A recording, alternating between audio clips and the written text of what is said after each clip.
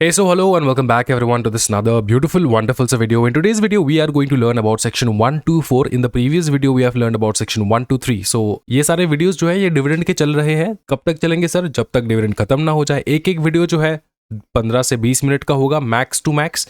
And हम लोग कोशिश करेंगे कि आपको डिविडेंड इस प्रकार से समझा दे कि आप जिंदगी में कभी भी दूसरा लेक्चर देखने की जरूरत ना पड़े. देखो, आज हम लोग देखने वाले अनपेड डिविडेंड अकाउंट के बारे में.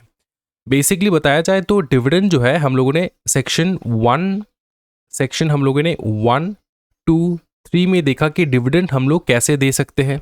डिविडेंड देने का जो रिक्वायरमेंट था वो हम लोगों ने कंप्लीट कर रखा है सेक्शन 1 2 3 में. कहाँ से दे सकते हैं? फ्री रिजर्व से दे सकते हैं. अब देने का तरीका देखेंगे हम लोग सेक्शन 1 to 4 में. 1 to 4 में आता है, सेक्शन का नाम है अनपेड डिविडेंड अकाउंट, लेकिन इसी सेक्शन में हम लोग पूरा देखेंगे कि कैसे प्रोसेस होता है डिविडेंड देने का. कंसेप्ट क्या है इस सेक्शन में? कंसेप्ट है कि dividend are share holders property. Obviously share holders के है डिविडेंड, तो they should reach to the eligible share holders. ठीक है, और कैसे रीच करेगा, और अगर रीच ना करे, if it does not reach its share holders, it should be used for investors education and protection fund. एक छोटा सा ब्रीफ आपको दे देता हूं. डिविडेंड एक बार डिक्लेयर कर दिया ना, एक बार मुंह से गलती से भी निकल गया डिविडेंड डिक्लेयर करना है, तो तुमको देना ही होगा. इससे तुम बच नहीं सकते. एक बार डिविडेंड डिक्लेयर कर दे तुमको देना ही है.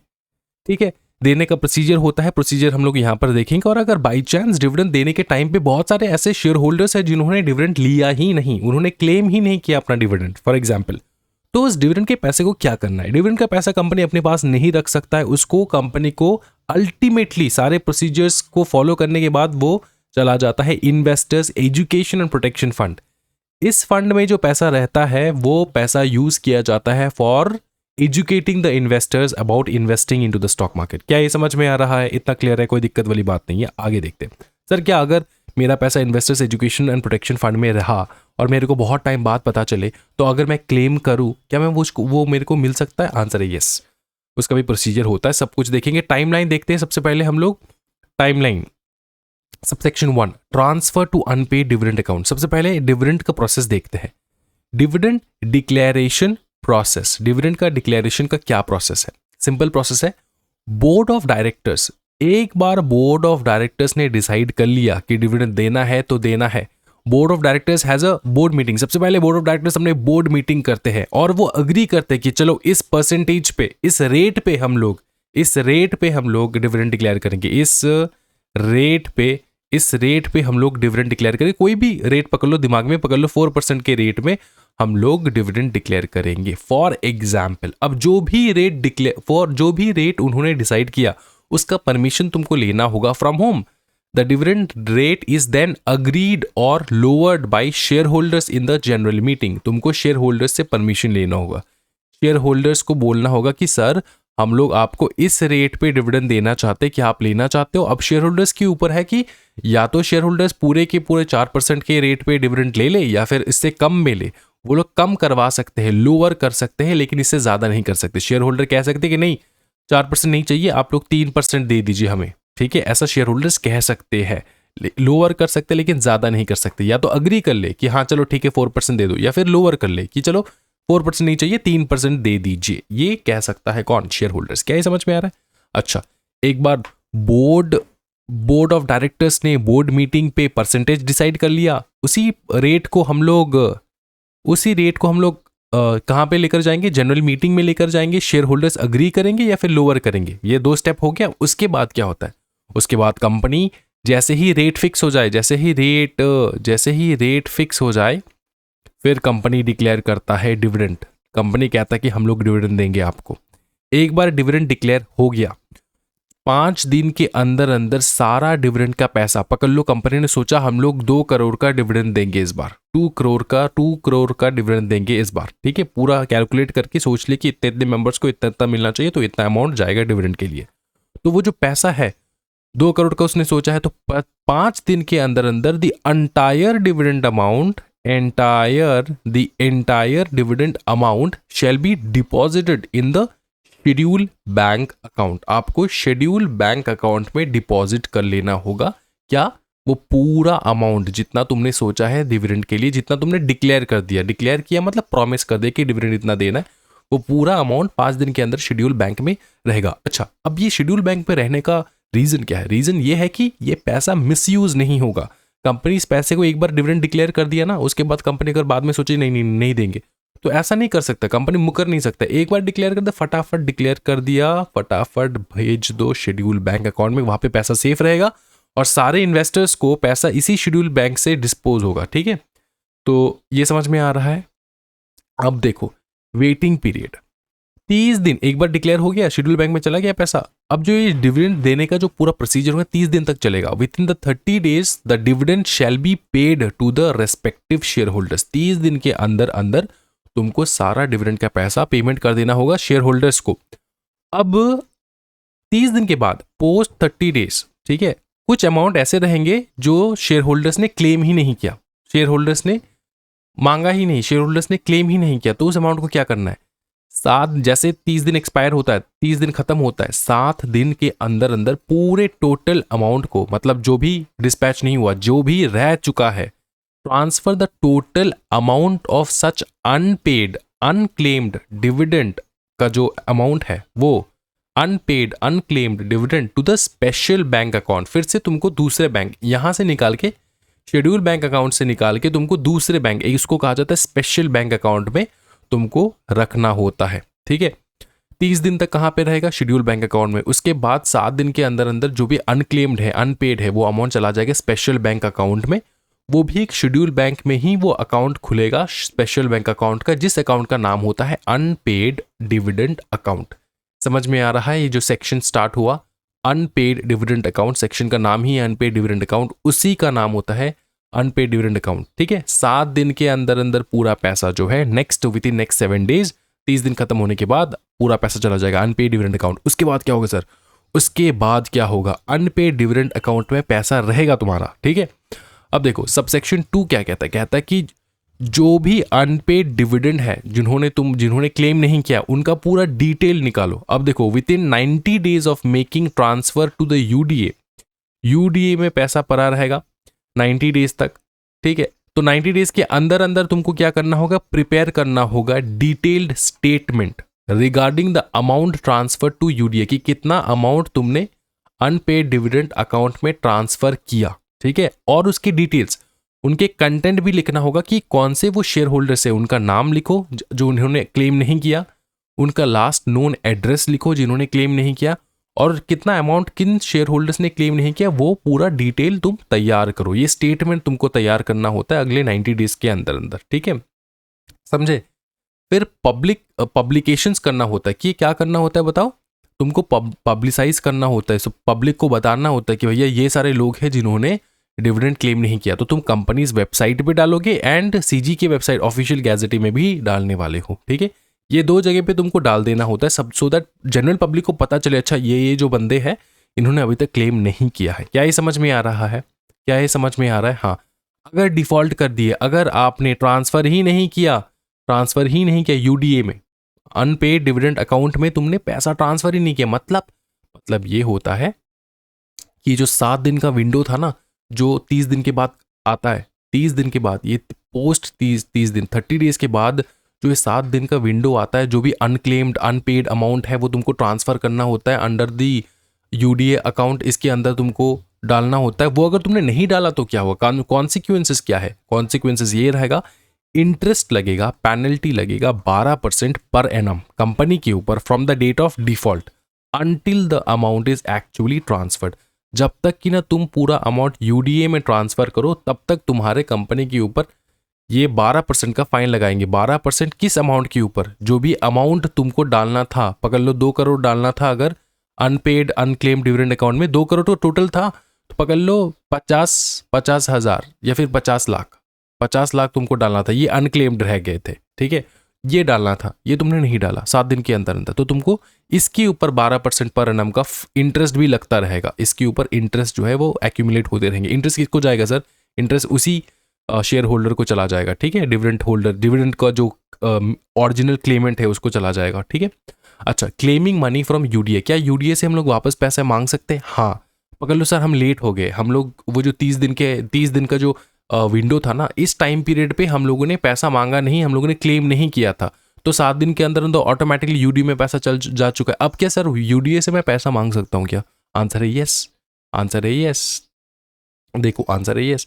Any person entitled to the money, जो भी पैसे का हकदार है, that has been transferred to the UDA can still claim it, आप क्लेम कर सकते हो। क्लेमेंट जो है वो अप्लाई करेगा कंपनी को, बोलेगा कंपनी मैं एप्लीकेशन भेजेगा कंपनी को, बोलेगा कि कंपनी मेरा पैसा मेरे को वापस कर दे। कंपनी इज ऑब्लाइज्ड, उसका ड्यूटी है टू प्रोसेस वैलिड क्लेम्स, जिन्होंने भी वैलिड क्लेम करना है वो वैलिड क्लेम करेंगे, and make the payment from the UDA, make the payment from the UDA unpaid dividend account. समझ में आ रहा है? हाँ जी, पेमेंट फ्रॉम द यूडीए, कहाँ से? यूडीए से पेमेंट कर देगा। अब देखो होता क्या है यहाँ पे, देखो वैलिड क्लेम्स क्यों है?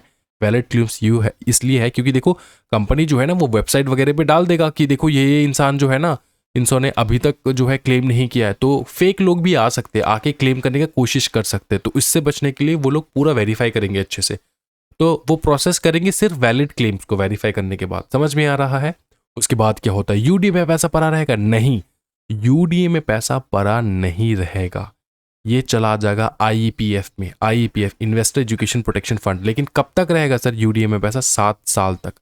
Money transferred to UDA remains unpaid और unclaimed for a continuous period of 7 years from the date it was transferred to UDA. पूरा पैसा the company must transfer this amount from UDA to IEPF, जो कि है investor education protection fund. तो 7 साल तक UDA में पैसा पड़ा रहेगा, अनक्लेम्ड डिविडेंड अमाउंट जो है वो यूडीए में पड़ा रहेगा 7 साल तक। उसके बाद चला जाएगा आईईपीएफ में। आईईपीएफ मतलब इन्वेस्टर एजुकेशन प्रोटेक्शन फंड। 7 साल के अंदर अंदर तुम इसका कोई भी इंसान जो है ना वो क्लेम कर सकता है। समझ में आ रहा है? पोस्ट ट्रांसफर करने के बाद देखो क्या होता है, company send statement to IPF. ठीक है, आईपीएफ को स्टेटमेंट भेज देगा कि भैया हमने आपको ये भेज दिया है अमाउंट जो अनक्लेम्ड था। ठीक है, आईपीएफ अथॉरिटी को भेज देगा। आईपीएफ अथॉरिटी क्या करेगा? रिसीट दे देगा। किसको? ये कंपनी को ट्रांसफर रिसीट कहते हैं हम लोग। जो कि अमाउंट आ चुका है आईपीएफ के अकाउंट में वो चला जाएगा हमारे, बताओ ना क्या, यूडीए से आईपीएफ में, यूडीए से आईपीएफ में, आईईपीएफ में चला जाएगा। समझ में आ रहा है? क्लियर है? ठीक है। अब शेयर होल्डर्स की राइट क्या है? शेयर होल्डर्स का राइट ये है कि वो क्लेम कर सकते हैं, आईपीएफ के अकाउंट से भी क्लेम हो सकता है। समझ में आ रहा है? उसके बाद फाइनल पेनल्टी जो लगता है वो लगता है ये, मतलब कोई भी बंदा जो इस सेक्शन को, सेक्शन 1 to 4 को, ठीक है, 1 to 4 को फॉलो ना करे, 1 to 4 को डिफॉल्ट कर दे, बंदा इन सेंस कंपनी और कंपनी के डायरेक्टर्स, तो उनके ऊपर क्या लगेगा? कंपनी के ऊपर ये पेनल्टी, एंड ऑफिसर जो डिफॉल्ट किया, जिसके कारण वर्ष डिफॉल्ट हुआ, उनके ऊपर ये लगेगा। ठीक है, समझे? जिसके कारण वर्ष डिफॉल्ट हुआ मतलब फॉर एग्जाम्पल तुमको पेमेंट करना था शेयर होल्डर को, तुमने नहीं किया, तुम हो डायरेक्टर, तो तुम्हारे ऊपर ये लगेगा। समझ में आ रहा है? इनिशियल पेनल्टी लगेगा 1 lakh for company, continuous failure पे लगेगा 500 per day, and maximum penalty लगेगा 10 लाख। इनिशियल पेनल्टी लगेगा 25,000 for the officer in default, continuing failure पे 100 per day, and maximum penalty लगेगा 2 लाख। क्या ये समझ में आ रहा है? इसको हम लोग एक बार रिकैप करेंगे फटाफट, छोटा सा हम लोग यहाँ पे लिखेंगे सो दैट आपको पता चल जाए। देखो सिंपल चीज़ है, कंपनी अगर डिविडेंड डिक्लेयर करना चाहता है, तो कंपनी क्या करेगा? कंपनी बोर्ड मीटिंग करेगा, बीआर करेगा, पास करेगा at BM, BR at BM मतलब बोर्ड रेजोल्यूशन पास करेगा बोर्ड मीटिंग पे, और रेट फिक्स करेगा। क्या करेगा? फिक्स द रेट फिक्स करेगा। ठीक है, कि कौन से रेट पे हमको देना चाहिए। इसी रेट को अप्रूव करेगा APPROV, approve by share holder approve करेंगे। शेयर होल्डर अप्रूव करेंगे कहाँ पे? जनरल मीटिंग में। रेट को अग्री कर सकते हैं या फिर उसको लोअर कर सकते हैं, रेट को कम कर सकते हैं, या तो अग्री कर दे उस रेट पे या फिर रेट को लोअर कर दे। ये होने के बाद क्या होगा? 5 दिन के अंदर, विद इन 5 days, ये डिक्लेयर करने के बाद, डिक्लेयर हो गया, कंपनी डिक्लेयर कर दिया, फिर 5 दिन के अंदर अंदर, 5 days के अंदर अंदर पकड़ लो, यहाँ पे कंपनी डिक्लेयर कर रहा है, फॉर एग्जाम्पल कंपनी डिक्लेयर। ठीक है, नेक्स्ट स्टेप ये है कि कंपनी डिक्लेयर करेगा, कंपनी डिक्लेयर्स डिविडेंड। डिक्लेयर किया, उसके बाद विद इन 5 डेज कंपनी क्या करेगा, विद इन 5 डेज कंपनी ये जो अंटायर डिविडेंड अमाउंट है, अंटायर डिविडेंड वो ट्रांसफर करेगा कहाँ पे ट्रांसफर करेगा, शेड्यूल बैंक अकाउंट में वो ट्रांसफर करेगा। इसके बाद अगले 30 दिन 30 डेज जो है, डिक्लेयर करने से 30 डेज जो है, 30 डेज पूरा पेमेंट होगा डिविडेंड का, payment of dividend starts, payment of dividend starts, ठीक है। 30 डेज पूरा पेमेंट होगा। उसके बाद 30 डेज जैसे खत्म हो गया, विद इन 7 डेज जो अनपेड अनक्लेम्ड डिविडेंड अमाउंट है वो ट्रांसफर होगा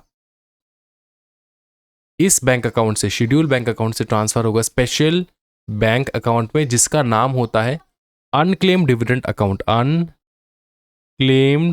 डिविडेंड अकाउंट, ठीक है, जिसका नाम होता है अनक्लेम्ड डिविडेंड अकाउंट। ये समझ में आ रहा है। ये पूरा प्रोसीजर जब खत्म हो जाएगा उसके बाद, मतलब 7 दिन हो चुके हैं, पैसा जा चुका है, उसके बाद 90 डेज टाइम रहेगा, 90 डेज, विद इन 90 डेज, मतलब ये 7 दिन खत्म हो गया, उसके बाद 90 डेज है। 90 डेज कंपनी क्या करेगा, स्टेटमेंट तैयार करेगा। स्टेटमेंट में क्या रहेगा, नेम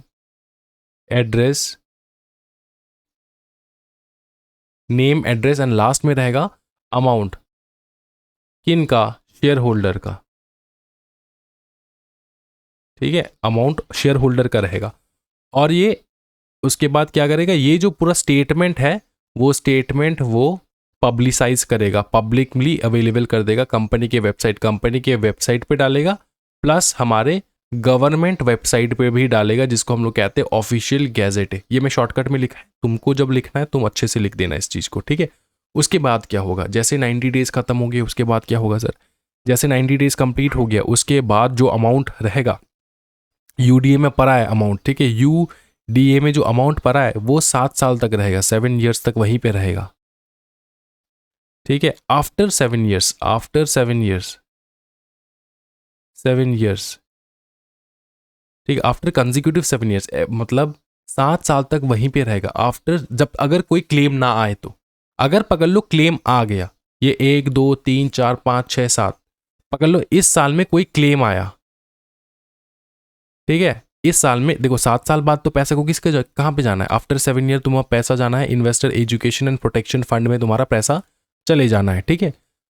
7 साल तक क्लेम नहीं आया तो, कंजिक्यूटिव 7 ईयर्स तक क्लेम नहीं आया तो, अगर पकड़ लो 7 साल के बीच में एक क्लेम आ गया, कोई एक शेयर होल्डर ने क्लेम कर दिया यूडीए से अमाउंट, तो वो अमाउंट निकल के शेयर होल्डर के पास चला जाएगा, और ये तो स्ट्रीक ब्रेक हो गया ना, ये स्ट्रीक क्या हो गया, ब्रेक हो गया, मतलब स्ट्रीक, ये जो स्ट्रीक है ये ब्रेक हो गया। यहाँ पे जो 7 साल था वो कंटिन्यूस नहीं था, फिर से यहाँ से स्टार्ट होगा 7 ईयर्स का कंटिन्यूएशन, यहाँ से फिर से दोबारा हम लोग 7 ईयर्स कैलकुलेट करेंगे। अगर यहाँ से भी 7 साल किसी ने क्लेम कर दिया, यहाँ पे क्लेम कर दिया, तो यहाँ से 7 ईयर्स फिर से कैलकुलेट करेंगे। मतलब ये है कि 7 साल कंटिन्यूस 7 ईयर्स अगर किसी ने क्लेम नहीं किया तभी जाके वो पैसा चला जाता है IEPF में। अगर किसी ने क्लेम कर दिया तो वो पैसा क्या हो जाएगा बताओ? हाँ जी, वो तो उसको मिल जाएगा जिसने क्लेम किया, और वो पैसा जो है वो UDA में ही रहेगा, ठीक है, UDA में ही रहेगा। अगर कंटिन्यूसली कंजिक्यूटिव 7 ईयर्स तक नहीं किसी ने क्लेम किया तभी जाएगा IEPF अकाउंट में। समझ में आ रहा है? ये हो गया पूरा तुम्हारा डिक्लेरेशन का प्रोसीजर कि कैसे क्या, और क्या शेयर होल्डर्स क्लेम कर सकते हैं IEPF से? हाँ, वहां से भी वो लोग क्लेम कर सकते हैं। पेनल्टी वगैरह समझा दिया है। ये लगभग हो गया आपका 20 मिनट, एंड 20 मिनट में आपको मैंने पूरा ये सेक्शन जो है समझा दिया है। इसके अलावा कोई भी किसी प्रकार का डाउट हो तो जरूर कमेंट सेक्शन में डाउट पूछ लेना है। ये सारे इन्फॉर्मेशन लेटेस्ट हैं। ये जो आपको ये PDF दिख रहा है, ये आपको हमारे टेलीग्राम चैनल पे मिल जाएगा। टेलीग्राम चैनल जरूर ज्वाइन करना, डिस्क्रिप्शन में लिंक है। आज की वीडियो में इतना ही भाई मेरे। Thank you so much everyone, happy learning guys, bye bye, take care and जय हिंद।